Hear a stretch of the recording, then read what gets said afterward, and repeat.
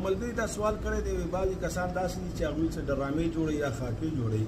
او سړی وي د ښځو جامې واغوندي د ښځو لوپټه راوالي او ځان نه ښځه جوړه کړي نو په دې باندې ځان پوه کړي دا کول ناروا دي. یو حدیث کې راځي نبی مهربان صلی الله علیه وسلم فرمایي په هغه ښځه باندې لعنت دی کومه ښځه چې د سړي جامې اغوندي